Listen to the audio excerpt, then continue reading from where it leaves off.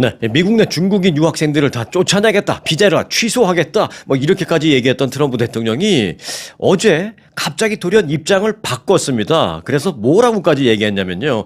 중국인 유학생 60만 명을 받아들이겠다. 이렇게까지 얘기했습니다. 앞서 트럼프 대통령은 이틀 전 그 백악관에서 열렸던 그 이재명 대통령과의 한미 정상회담 때 이런 말을 한 적이 있었습니다. 우리는 중국과 잘 지낼 것이다 라고 밝힌 뒤에 우리가 중국인 유학생들을 받아들이지 않을 것이라는 많은 얘기가 있었는데 우리는 그 학생들, 즉 중국인 유학생들을 받아들일 것이다.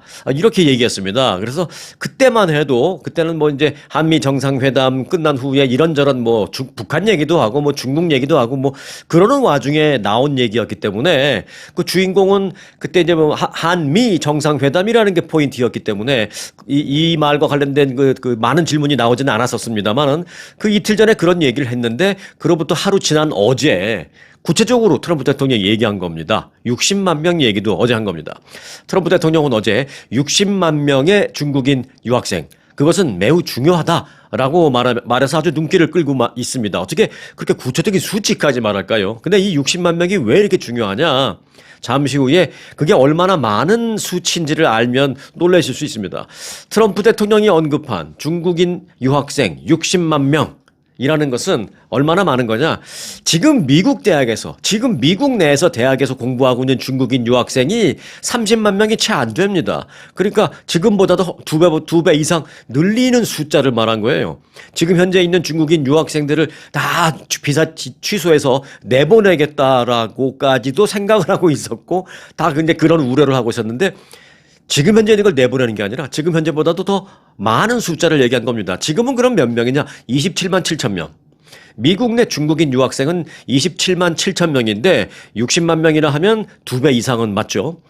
자, 현재보다 2배 이상 많은 중국인 유학생을 받아들이겠다라고까지 트럼프 대통령이 말한 것, 이게 뭐 갑작스러운 정책 변경인지 아니면 뭐 트럼프 대통령의 뭐 개인적인 입장 변경인지 아니면 또 어떤 더 큰 무역 딜을 위한 상황 변화인지는 아직은 잘 분석하기가 쉽지가 않습니다. 워낙 말 나온 지가 얼마 안 되고 또 거기에 대해서 추가적인 부연 설명은 하지 않고 있는 상황이기 때문에 여하튼 좀 금방 이해하기는 좀 어려운, 아니 어떻게 이렇게 하루 만에 확 바뀌지라는 생각, 그래서 이제 이해하기 어려운 그런 발표가 나왔습니다.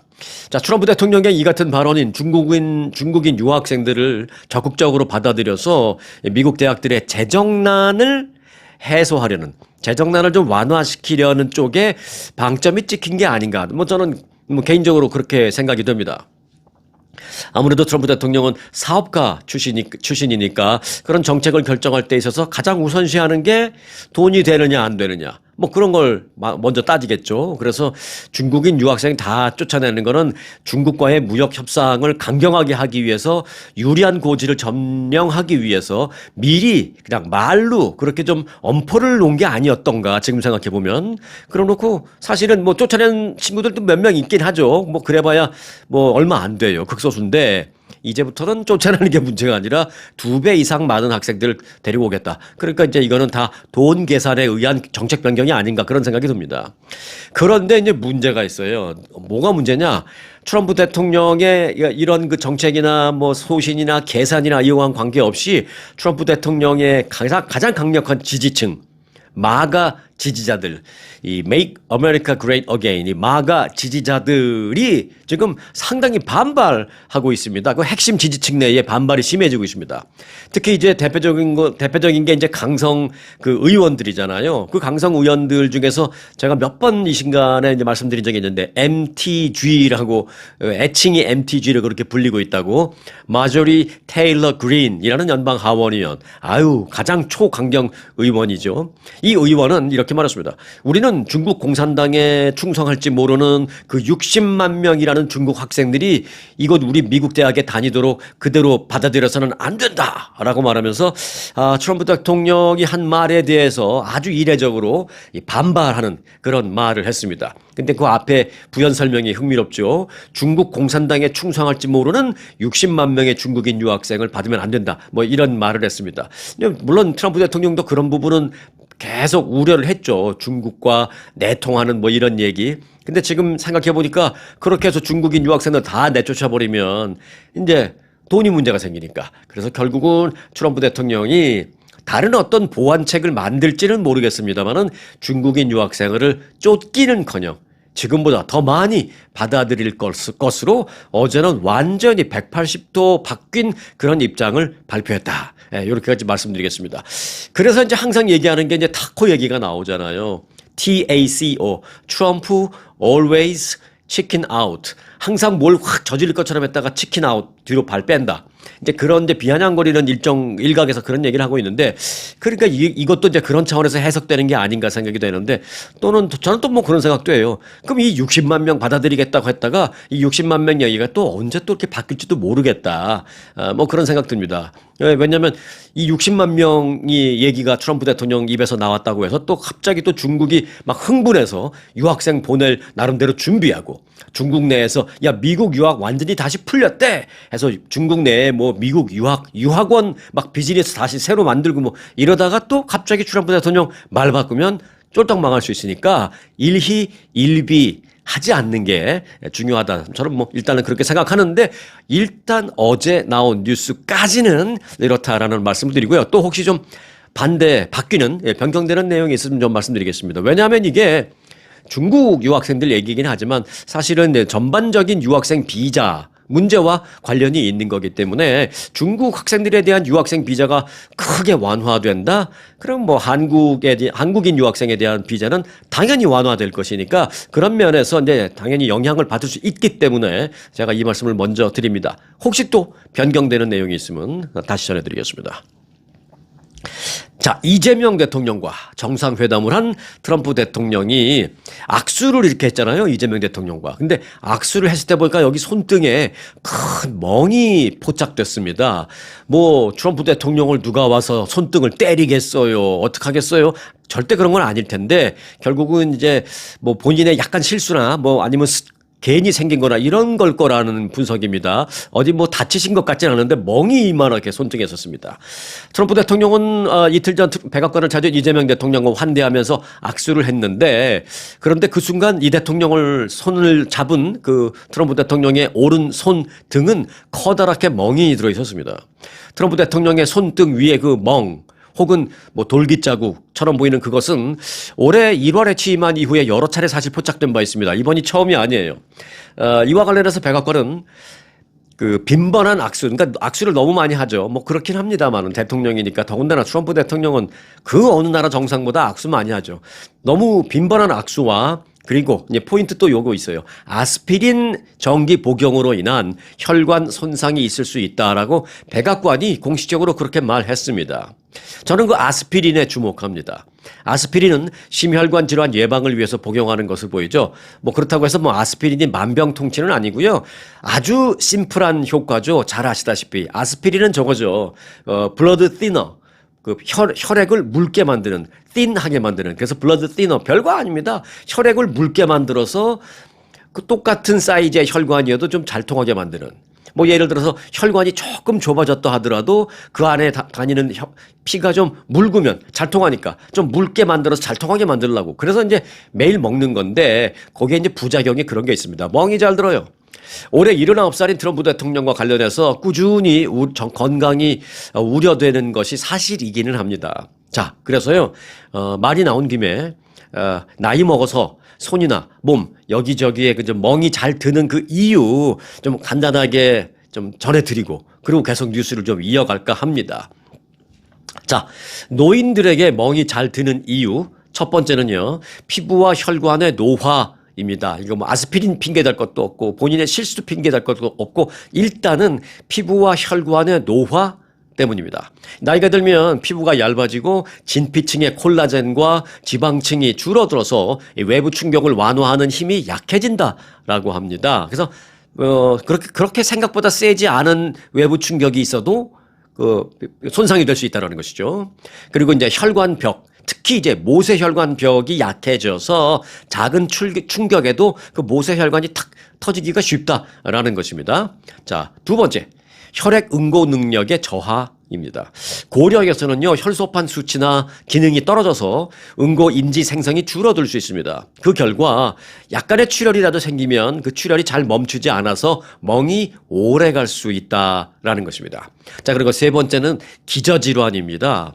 기존에 이제 질환을 갖고 있는 거죠. 뭐 고혈압이라든지 당뇨, 간질환 또는 혈액 질환 등등을 갖고 있을 경우에 이렇게 멍이 잘 들 수 있다라는 것입니다. 그런데 이제 이게 단순한 멍이니까 보기에는 좀 그래도 뭐 그냥 간단히 멍든 거지 뭐 내가 무슨 큰 병 걸린 건 아니야라고 괜찮겠지라고 생각할 수도 있지만 반드시 그런 건 아니라는 것입니다. 멍이 잘 들면 조금 진지하게 생각해 볼 필요도 있다라는 것입니다.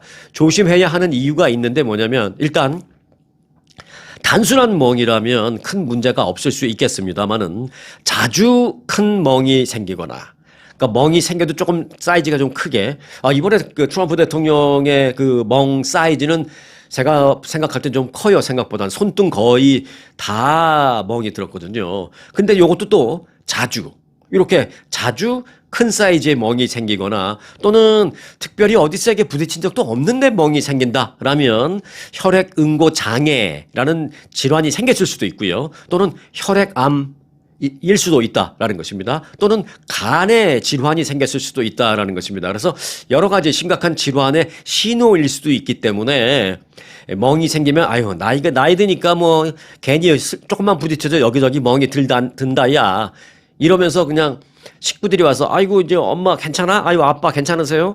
해도 아이고 나이 먹으니까 그냥 괜히 툭 지나가다 어디 책상에 툭 건들기만 해도 이렇게 멍이 드네 라고 넘어갈 수는 없다라는 것이죠. 좀 진지하게 생각해 볼 필요가 있다라는 것입니다. 그 외에 아까 방금 말씀드린 그런 어떤 질병의 신호일 수도 있다라는 생각도 하라라는 것입니다.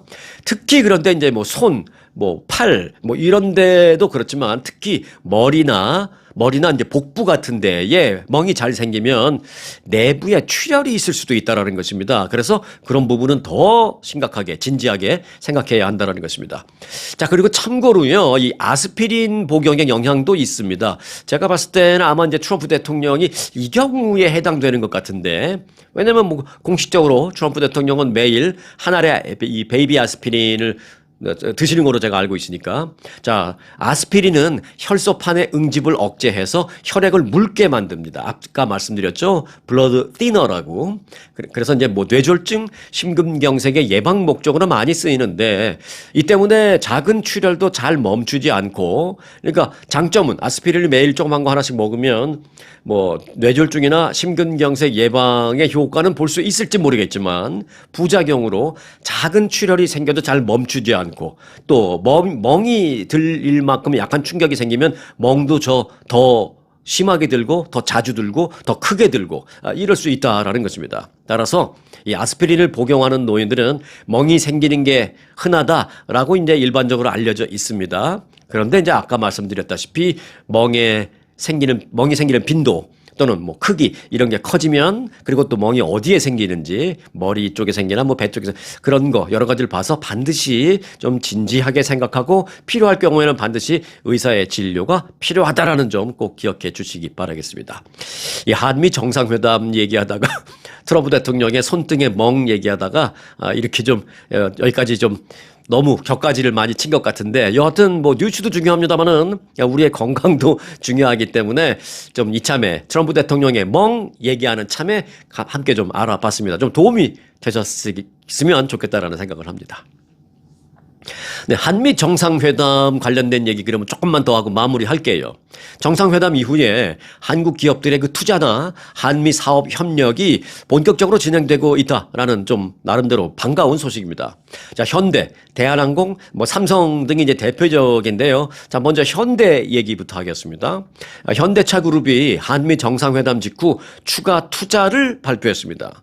앞으로 4년간 50억 달러의 추가 투자를 단행하겠다라고 발표를 했습니다. 주력 시장인 미국에 대한 투자를 더 늘리는 동시에 보스턴 다이나믹스를 중심으로 로봇 생태계의 구심점 역할을 하겠다라는 구상으로 이제 분석이 되는데 보스턴 다이나믹스는 뭐냐면 이건 이제 미국 회사였는데요. 현대중공업이 이 미국 회사를 샀습니다. 무슨 회사냐? 이게 로봇 만드는 전문적인 그 회사예요. 그걸 이제 현대가 산 거예요. 자, 그래서 이제 현대차 그룹은 어제 이제 발표하기를 제철 자동차 그리고 로봇 등등 이 미래 산업 분야에 50억 달러를 추가로 투자하겠다라고 밝혔습니다. 이게 이제 한미 정상회담 끝난 직후에 발표된 내용입니다. 자, 이에 따라서 현대차 그룹의 미국 내 투자 규모는 기존보다 260억 달러 정도로 이제 증가했습니다. 기존엔 210억이었는데 이제 260억 달러 증가했는데 기존보다 한 20% 정도 더 늘어난 그런 액수로 투자액이 늘어났습니다. 자, 이번 그 현대 투자의 핵심은 앞서 말씀드렸다시피 그 로봇입니다. 로봇.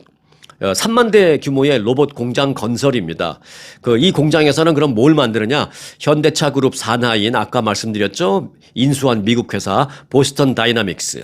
그 보스턴 다이나믹스에서 3개의 주력 로봇을 만듭니다. 로봇 하니까 훨씬 알아듣기가 이해하기가 쉽죠? 로봇. 네.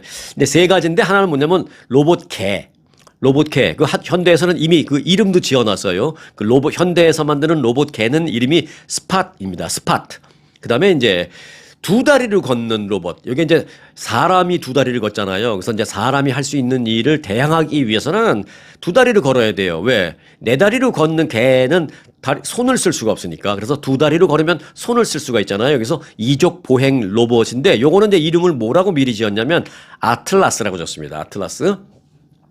자, 그리고 3번째는 물류 자동화 로봇. 요거는 이제 뭐 사람처럼 생기거나 개처럼 생기거나 그런 게 아니라 일종의 보면 자동화 기계 시스템을 말하는데 시스템. 이걸 이제 이것도 다 로봇이라고 표현하죠, 우리는. 그래서 물류 자동화 로봇 시스템인데 요거는 이름이 스트레치라고 이름이 정해져 있습니다. 요 3개의 로봇을 또는 로봇 시스템을 현대가 보스턴 다이나믹스를 통해서 생산하겠다. 그래서 기존에 얘기됐던 것보다 50억 달러 추가적으로 투자하겠다라는 것을 어제 발표했습니다. 자, 이번엔 대한항공입니다.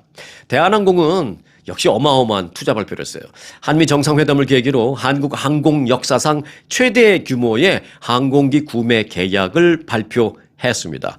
대한항공은 그 이재명 대통령과 트럼프 대통령이 정상회담을 마친 직후 70조 원 규모 대미 투자 계획을 발표했습니다. 이제 한국 돈으로 70조 원 규모라고 했는데 이게 그러면 많은 거냐 적은 거냐 이렇게 한번 생각해 보실 수가 있겠습니다. 대한민국의 1년 국가 예산이 720조 원입니다. 그러니까 대한민국 1년 국가 예산의 한 10분의 1 정도 되는 그 액수를 투자하기로 대한항공이 한 거죠. 근데 물론 원타임에 투자하는 건 아니고 이제 시간을 갖고 이렇게 하는 겁니다.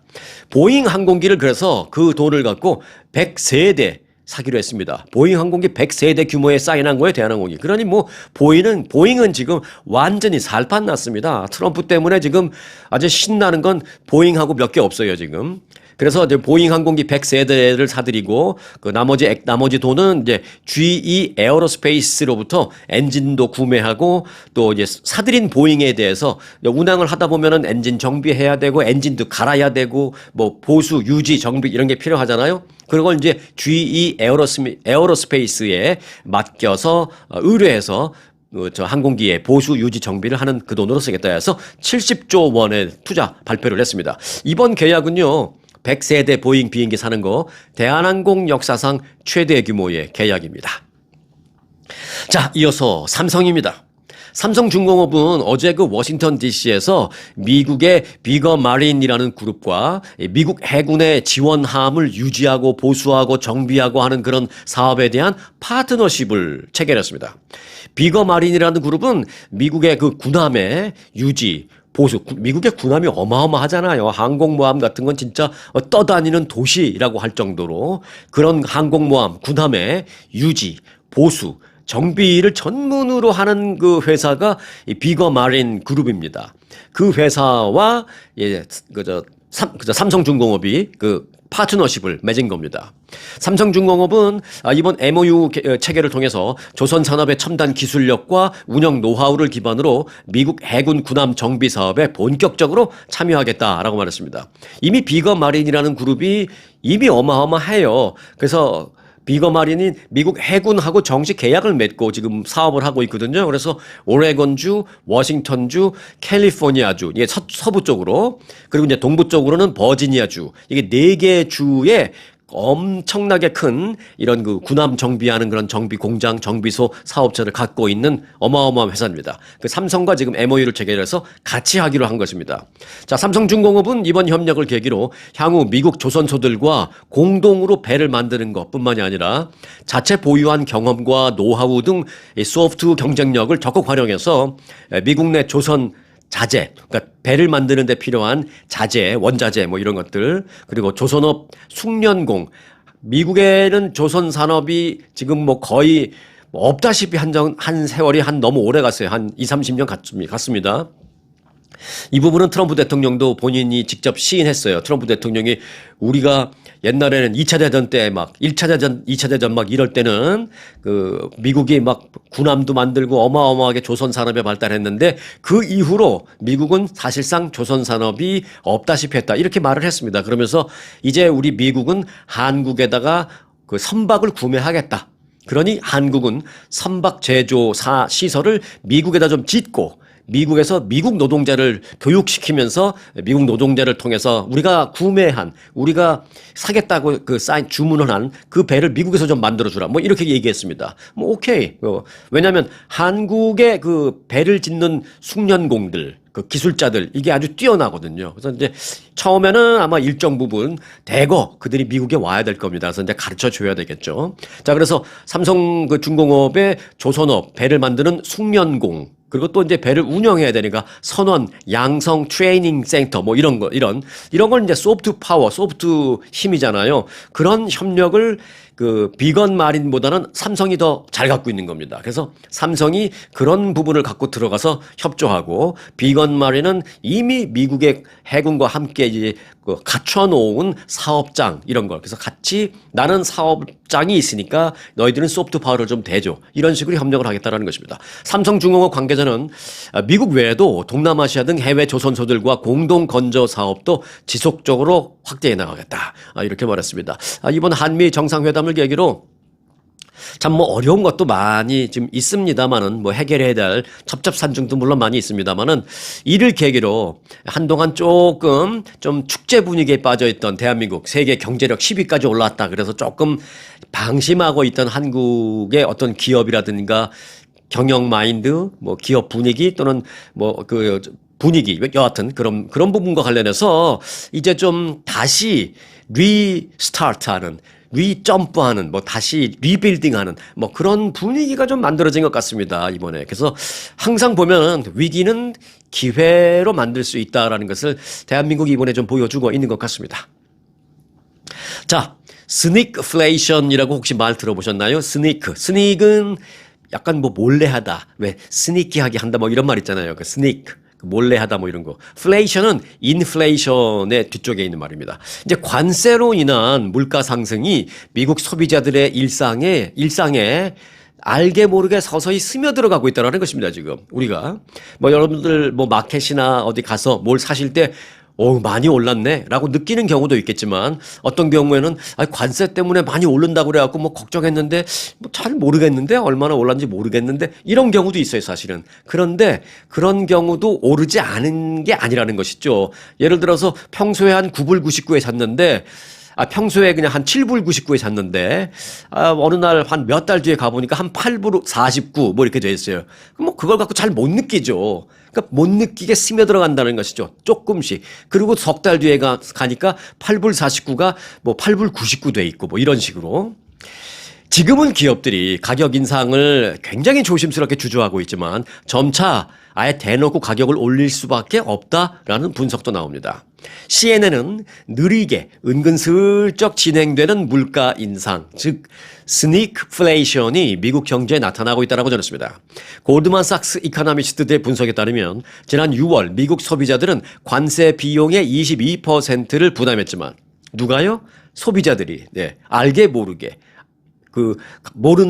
부담 안 하신 것 같죠? 생각보다는 관세막 때문에 막 시끄러웠는데 잘 모르겠는데 라는 생각하실 수도 있습니다. 하지만 알게 모르게 한 22% 부담을 했답니다. 소비자들이.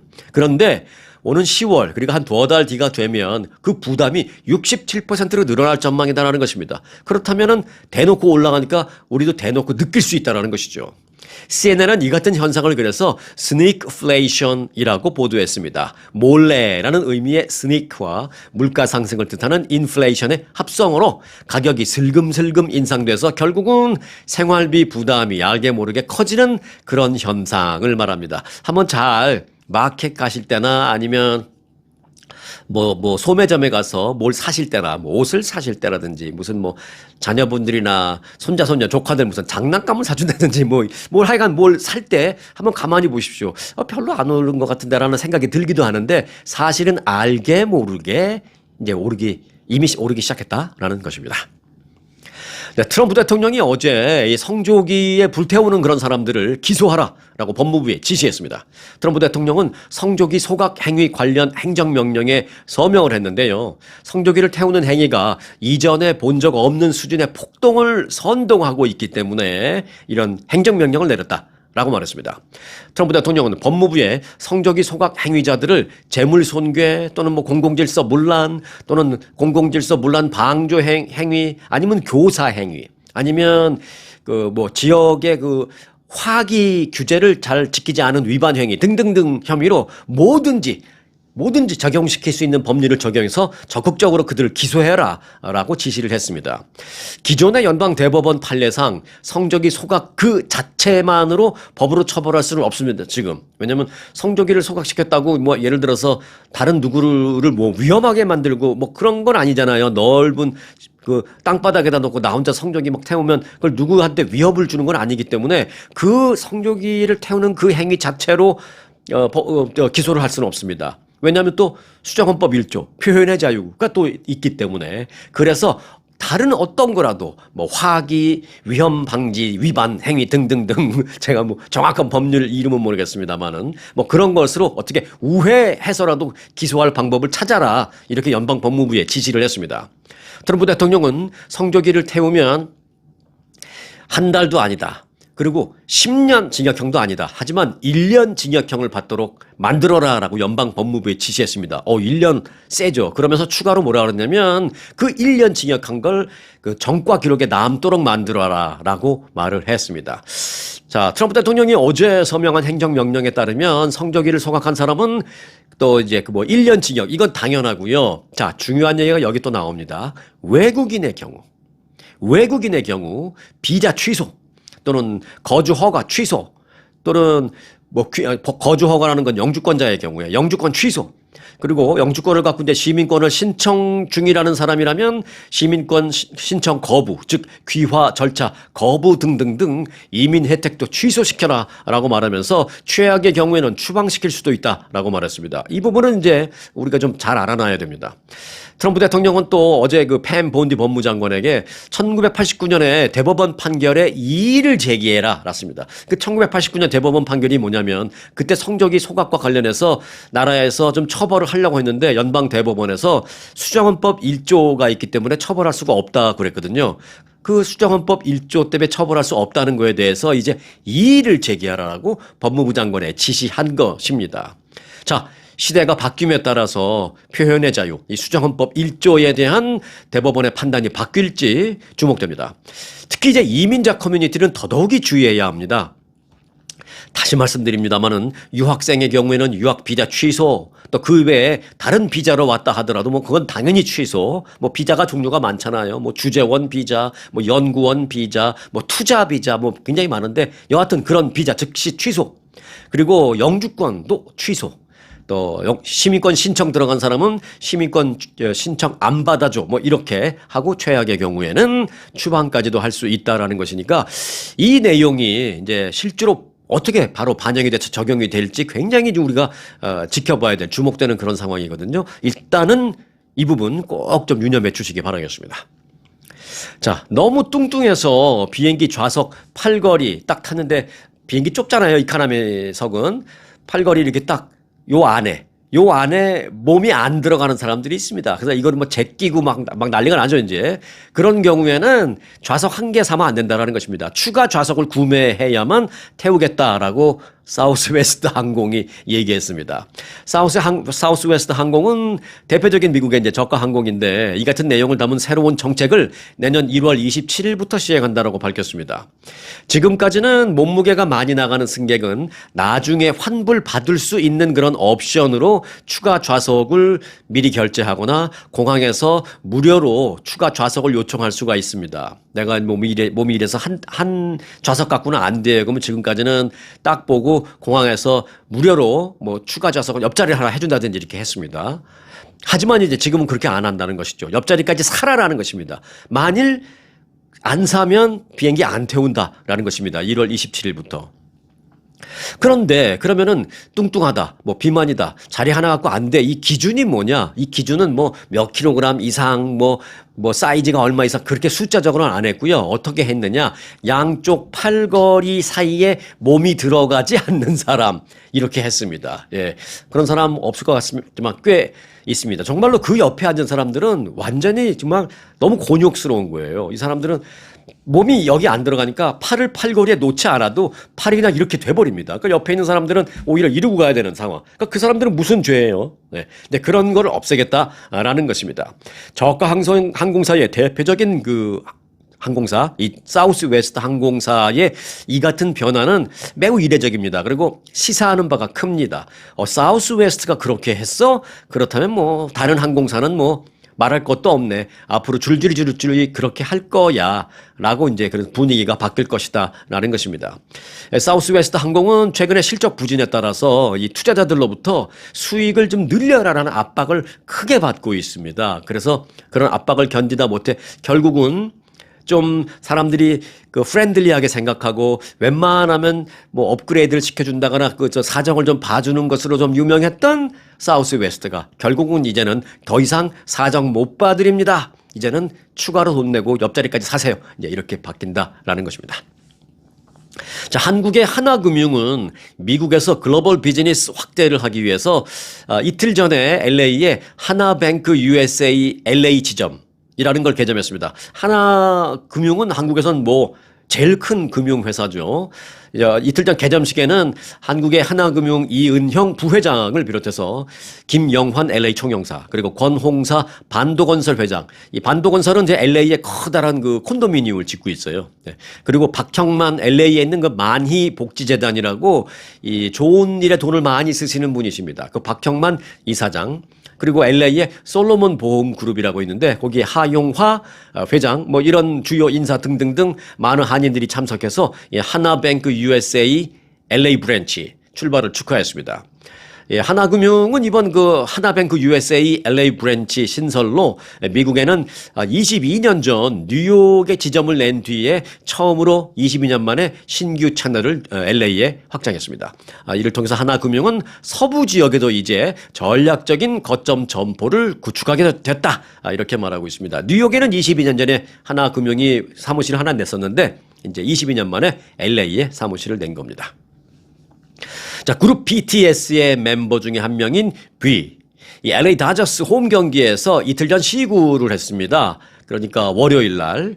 뷔는 이틀 전 다저스와 신시내티 레즈와의 경기에 앞서서 다저스 스테디움 마운드에 올라가서 다저스의 일본인 투수 야마모토 요시노부 선수에게 마운드를 넘겨받았습니다. 이제 그날 야마모토 선수가 던지는 거니까 이제 거기서 몸 풀고 있었는데 뷔한테 자리를 양보해주고 본인은 어디로 갔느냐? 본인은 공 받는 포수석으로 갔어요. 그래서 야마모토 선수가 공을 받아주고 뷔가 공을 던졌습니다. 뷔가 왼손으로 공을 던졌는데 공을 굉장히 세게 던졌어요. 구속이 일반인 기준으로는 상당히 빠른 그런 구속으로 날아갔고요.